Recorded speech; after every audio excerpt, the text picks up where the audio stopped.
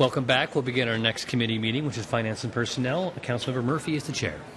Welcome to Finance and Personnel. I am joined with Councilmembers Vargas and Himmel. We have a second quarter financial review. Mr. Henshaw, please take it away. Thank you very much. Brian Henshaw, Finance Department. This is the finances through June 30th of this year, so I'll be reporting. The presentation is online as well as the financial report, but if you have questions, please let me know during the presentation. Start with some national numbers. Inflation, consumer price index is at 1.6%. Very little change in the last 3 months since the first quarter presentation. Unemployment, it's actually gone down a little bit, 4.4%. That's the national unemployment rate.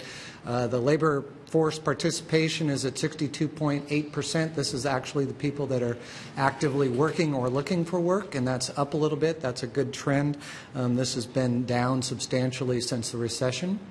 And the Federal Reserve interest rate remains unchanged between 1 and 1.25% at their July meeting. The next meeting will be in September for the Federal Reserve. Whatcom County non-farm jobs, this is what is reported by the Census Bureau and Labor. We're averaging about 3,700 jobs more per month for the first 6 months, so that's also a good trend in Whatcom County. A lot of that has to do with construction industry right now, which you'll hear throughout this presentation. The permit activity, for the first 6 months, we had $89 million worth of valuation in the building permit center. Last year, we had $107 million for the first 6 months, so we're down about 17%, but still very strong. And July we added another $13 million, so some of this is just timing and size of projects. You can see over here we have single family, multifamily, and then some commercial alterations. So that's the biggest three categories of the building activity so far. And again, construction remains strong in Whatcom County and in Bellingham. Citywide revenues have increased from $115 million to $130.4 million for the first 6 months.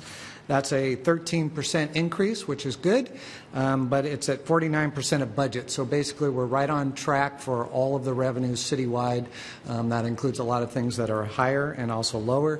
The highlights in other taxes up here, mainly about $400,000 of this 26% increase is due to REIT taxes. So REIT related to housing and real estate is very strong. I'll just point out here, this is an accounting change for the Health Benefits Fund. We budgeted the revenue under miscellaneous, and now the state has asked us to put it down here in interfund sales, so we're making that change, and we need to change the budget. And also you'll see here on the third category, grants and entitlements. We are substantially below budget. We always have a large work in process. But we are 79% higher than we were last year at this time period. So again, some of this is seasonality and timing. This was at the end of June, just going into the busiest time period, but we do have a lot of work in process on the construction side. Citywide expenditures have increased also from $102 million to $109 million. That's a 7% increase. Overall operations were up 3% from $88 million to $91 million. You can see here again, capital outlays and expenditures are substantially higher than last year. It's about a 30% increase on a small number, but we still have a lot of work in process. We're about 17% of all we've done in the first 6 months compared to the backlog. So we'll be doing that throughout the rest of this year and into next year and actually the years that come after that. Summer construction, as I mentioned before, and then down here you'll see we're still substantially under budget in service charges. This is a lot of repair and maintenance projects that are not capital projects, but are repair type projects, and also professional services. So a lot of these will relate to the actual capital projects as we go forward. On the general fund, revenues have increased from $38 million to $40.5 million. It's a 6% increase. We're at 53% of budget, so we're slightly ahead for the first 6 months of the year on budgeted revenues. Some of the highlights include miscellaneous billings here. This is largely due to Fire District 8 billing for services. And in addition to that, we have a 7% increase in B&O taxes. That's about $500,000. And utility taxes are trending a little bit ahead. Part of this is due to the change from unmetered to metered and then seasonality. So we had dry earlier year. We're at 55% of budget, so we'll watch that for the rest of the year. But so far, trending on. This will be more variable as we switch over to meters now, so it's important for us to get a trend of that. More detail on the sales tax industry. Sales tax is up 5.5% year to date. The biggest increases are due to construction, 24% increase over last year to date, and in auto, this would be new cars and parts, that's 23%. In general, though, we're up in all Type 9 categories are all up, and a lot of these are also related to construction. So we have specialty trade, wholesale, and even building materials are all related to the construction. So all very important for us to watch and monitor this, as well as the permit activity to see the trends going into the future. We're right at 50% of budget, though, so even with a 5% increase, we anticipated and budgeted for a lot of that. Brian? Yes. One of the things is people are talking about now is the relative decline in brick and mortar kind of retail. Do we ever break this out that kind of looks at that brick and mortar piece? Yeah. Unfortunately, the state's sales tax initiative did not require it to be broken out. So we do not necessarily see online sales versus retail sales. It's up to the merchant, and so some of them do and some of them don't. It is certainly a factor, and it's really important for Blaine because so much of it is all delivered to their mailboxes there. It's all online. Luckily here we still are seeing a good trend, and general merchandise would be the biggest brick and mortar, so I think that we continue to see strong growth, or at least continued growth there. But it is a trend that we're concerned and watching.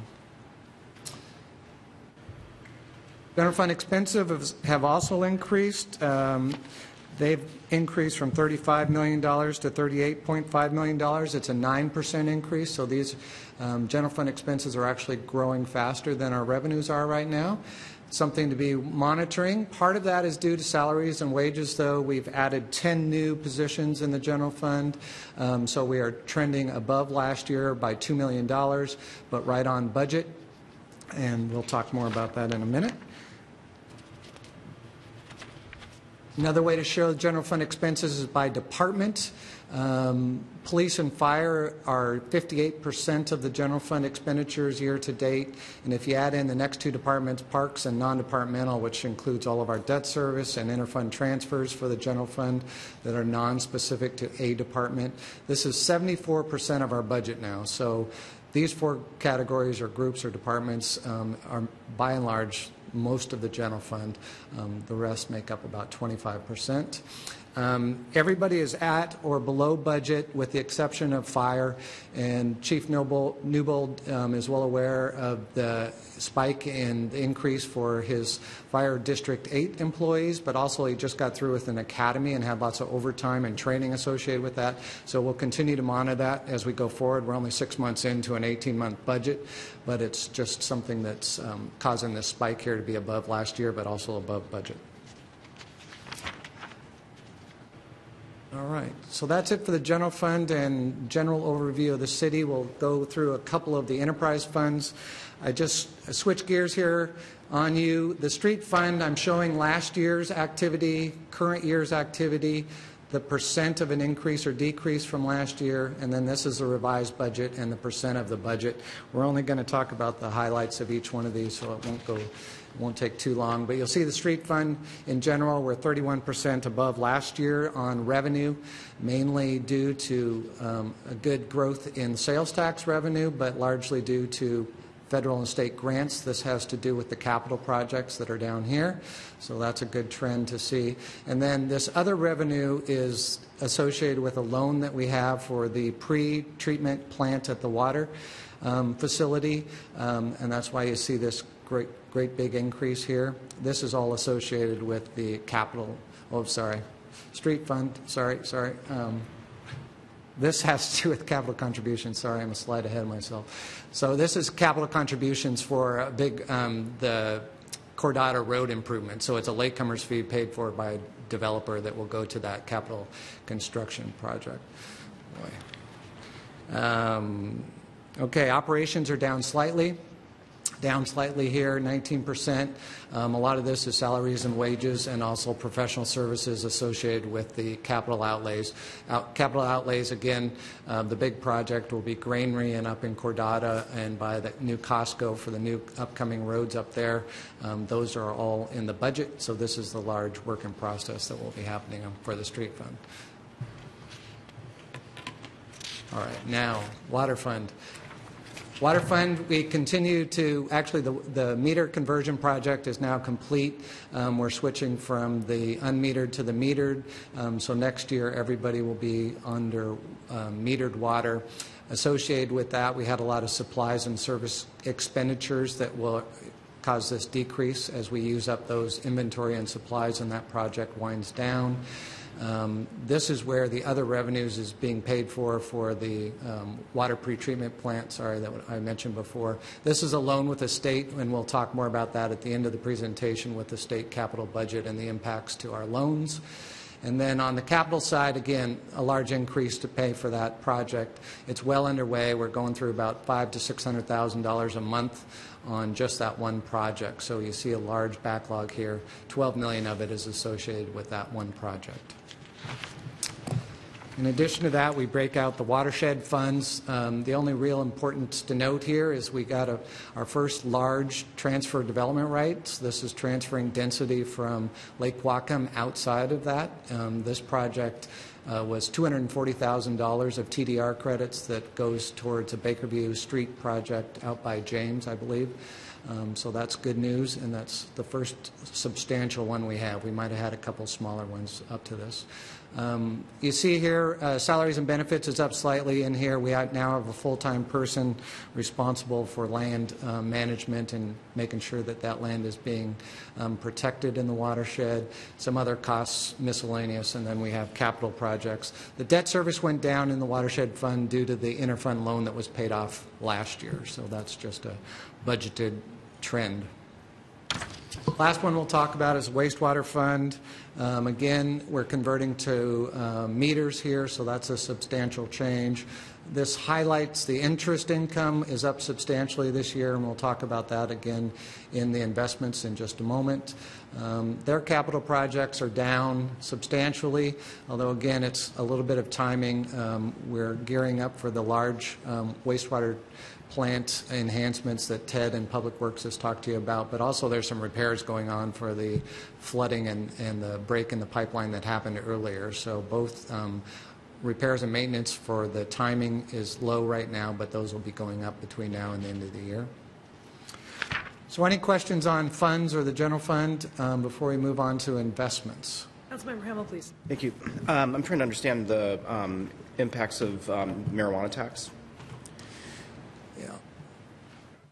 Okay. The marijuana tax continues to go up and down based on legislative action.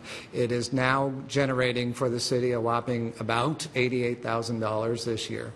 So For the year? per year, yes. It's based on a formula that they've come up with on per capita use and retail distributions, but it also has to do with that generates approximately $300 million a year for the state. They're only giving the municipalities about 2% of that, so a very small number. The state is using that, and it has a big long list, and you can read the RCW, and the first generates, and they're basically earmarks for all of these programs. A lot of them have to do with mental health, drug addiction, all good programs, but those come off the top. And then at the end of that, it has a caveat in there that if it generates over X, they will give more money into it. It could be another $6 million to the municipalities, but it can, yes, all of them. And then it's prorated from the cities and the counties to that. So it's not a lot of money that comes back to us, but it's important revenue for the state, and that's used for all of the negotiations that have happened on the state. Did liquor Thank you. tax change? Yeah, liquor tax is somewhat related to that. That had a similar roller coaster history that went down and up. I will be happy to report that that's back up to about where it was before. So roughly we had $1.1 million and it went all the way down to say 650,000 approximately. It's back up to around $1.1 million in liquor, excise, and profit taxes. So that one has been built up slowly and it continues to change, but that's the good news on all of that. But marijuana tax revenue has not been a big revenue source for the city. We get it quarterly. We'll see what the next check has in it, and then I can tell you. All right? Continue. Yeah. All right. So investments. At the end of June, we had $194.4 million invested. The City of Bellingham pools all of our investments into our investment portfolio. We track that by fund, and then we distribute any earnings and interest and dividends back into those funds based on a pro rata basis of what they invested. This is to show you that 77% of our investments at the end of June were in federal agencies, all the big names, Federal Home Loans, Federal Farm Credit. These are either implicitly or explicitly backed by the federal government.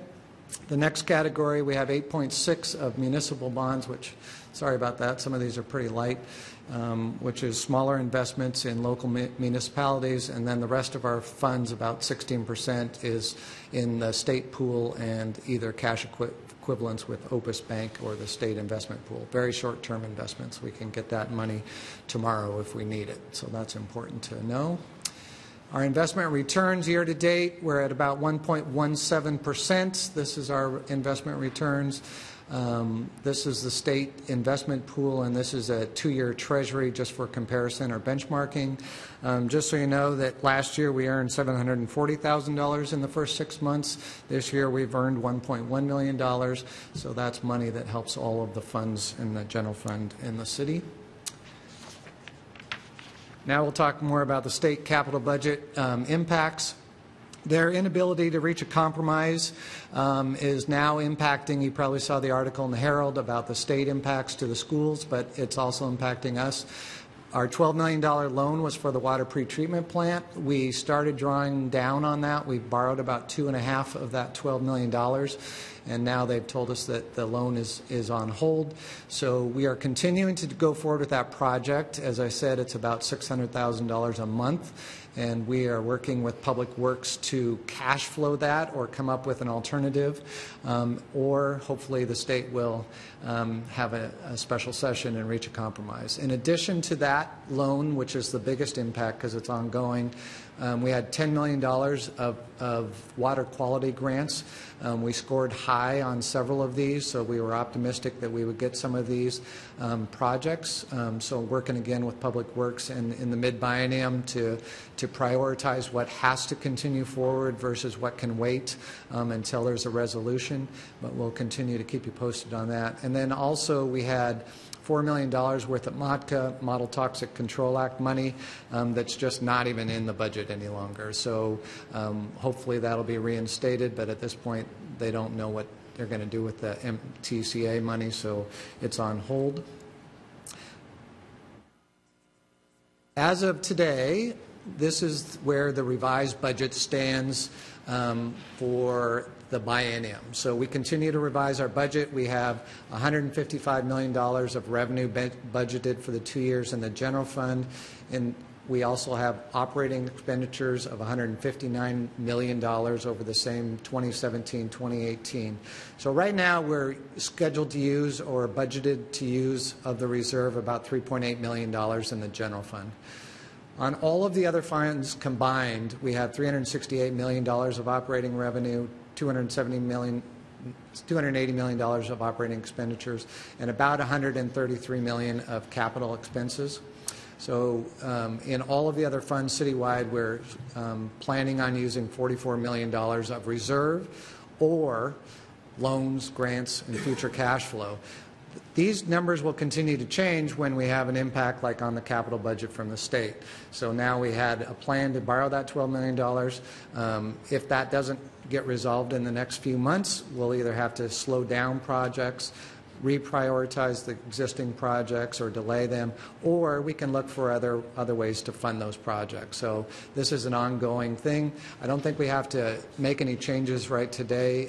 Hopefully, the mayor, Brian Heinrich, can speak better to the lobby effort to continue to have the capital budget come to some sort of resolution at the state. But until it does, we'll just plan for Councilmember Vargas has a quick question. Brian, because I'm not a quick adder, what is our total budget for 2017? All funds again? Well, it's for 2017 and 2018. It would be $523 million of revenue and $571 million of expenditures. Which is a total of, and you said that's for 2 years? Can you tell me what our 2017 budget is? And so am I just cutting that in half? Well, you cut it in half for the general fund. It's about it's half that, yeah, $78 million each year. From the general fund? Yeah. But the total fund, our total budget in 2017? Well, so I'm trying to show you how much is related to capital. So we are trying to do a biennial budget, which is a 2-year work plan, and this is the budget for both years combined. What impacts it the most is this number, is the capital construction. Most of our projects are more than 1 year. So in the 2-year biennium, it's $133 million, but some of those projects will continue to roll forward even then. So the 2-year budget is more a slice in time. We have a 6-year capital facility plan. The biennial budget is the first 2 years of that, and then we'll move on to the next ones, the next 2 years after that. So if that helps you. So when I'm having a conversation with someone and they say, what is your annual budget? You tell them we don't budget annually anymore. So well, can I jump if we can't understand this, how do I explain this to the public? Well, one of the things that we did was we wrote a 2-year work plan to go with a 2-year spending plan, so we did not have to spend every year developing a 1-year budget. The county's done it forever. I wanted to say at the end, but I guess I'll say it now, how pleased I've been the last 3 years that we've been able to relate what we're buying with our revenues to what we're producing, what the revenues are producing. And I think we need to focus with our constituents on that. The reason it's hard to say, well, there's this much in this year and this much in this year, is because it's not the same amount in each year. What our department heads have got the flexibility of doing now is getting their work done, and they can get their work done in 2 years, and if they could do all the work in the first 9 months of the first year, great, because then they have something to tell the public we've accomplished. And if it takes them 18 months to do the same job, they aren't going to tell them we finished it in 17. So you could artificially divide the money in half. I could say approximately. And I would do that, Pinky, because we're not budgeting by year anymore. We're budgeting by biennium, which to me makes everyone's life easier. I totally agree. I think a biennial, I just like to have a number that I can have a conversation when people ask those things about approximately what our city spends. So the financial report shows you the 2017 budget by itself. What's trued up that he has to do for the auditor.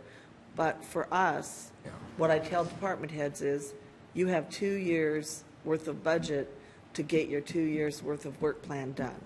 And you can't spend more than that. So it puts responsibility but flexibility on department heads to manage their budget for what they're buying for the public. And maybe partly what you could do, Pinky, is educate them on the better way we're doing it. I can do that, but I can tell you that when most people are asking for an approximate number, they want an approximate number. And if I can't give it to them, it makes me look a little stupid that I don't know my city's budget. Yeah. Maybe you could give them the number and then explain to them why it's approximate. I can do that. Thank you. We have 2 more I will slides to say get through. all this is on the website, and the finance report has it broken out by year and there individually. So if that'll help you, but the important point of this is that most of our capital and ongoing projects go beyond 1 year. And so whenever we just break it into a slice of 1 year or 2 years, it just continues to roll forward. And the use of reserves is the most important thing there. So that's what's invested, is our reserves until they're needed.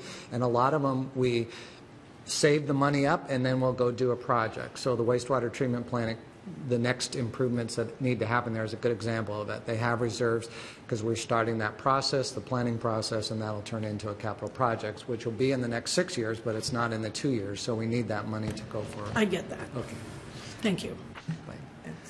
Go ahead. Sorry, the last one is just the tentative budget schedule for fall. This is the mid-biennium adjustments. So the department heads have until August 21st to turn in their request to the mayor, and then the mayor and departments will make those adjustments to the work plan. Again, it's what has happened or changed since the beginning of the year, but we have 18 months left, or a little bit less than that now, and then any mid-biennium adjustments that are needed, and then we'll be presenting those back to council. The mayor will present those to you on October 9th as the recommended modifications to the mid-biennium, and then in November we'll do the revenue forecast, and we hold public hearings on both the revenue forecast and also on the adoption of any modifications or proposed modifications, and that all happens in the first 2 weeks of December. So that's the Send the council a sheet too. we haven't. I thought we'd do that in September, but we can do that now. Yeah, we know that you've talked to me about different things that you're looking at for the budget, and it would be helpful if you fill out those forms like you have in the past so that we can consider everything together before the budget is proposed. What's our date? September? Or what's our date when we need to put our requests in? By September. We'll give you a little bit longer because we just talked to you about it. Is that okay? Yep. So Brian will send those out. Yep. So any questions on the schedule or anything else today? Committee members first, please. Councilmember Hamel. When is Olympia back in session? Say that again? When does the state go back into session? January. Unless there's a special session or... Okay. Councilmember Vargas, anything? Nope. Council Well, members, please. To Mayor clarify Kelly? that, if there is a change in legislative makeup after the November election, there is a possibility the governor would call the legislature back in before then. But regularly, they'd be within the first 10 days of January. Council members, any other questions? Councilmember Barker, please. Last year, if I remember correctly, at the end of the biennium, it was construction that kind of buffered us spending into deficit. It looks like we're on par to do that again in this biennium. Is that a fair assumption that construction is helping buffer that? That's one of the significant changes that carries forward from 1 year to another. There's other things besides construction. If we're just half through a purchase or large purchase that is scheduled, or a project that could be scheduled. But I'd just like to clarify, it's planned use of reserves. It's not all borrowing. It's not all deficit spending. It's planned use. It just means that we have additional money, and it could be any of these things or others, that is being used to fund these projects. And again, this is after the 2 years, but these will continue out into the future. So we had $194 million of reserves. You take all this out, if everything stopped at that point, we'd have $44 million less, but it doesn't. It rolls forward. You'll see that we're generating more operating revenues than just expenditures, so some of this will pay for that. And so some of it is just terminology on the accounting, but it's how we cash flow each of those things and then make adjustments when it changes. Say the loan gets stopped or the grant doesn't come through, is more often the case, where we counted on grant money, so then we have to use other local money or more local money, or we delay the project until it happens. So there's a few big unfunded things out there, remediation, which is MOTCA related, that is a bigger concern. Council, anything further? Seeing none, thank you for the information. End of committee. Thanks, Roxanne.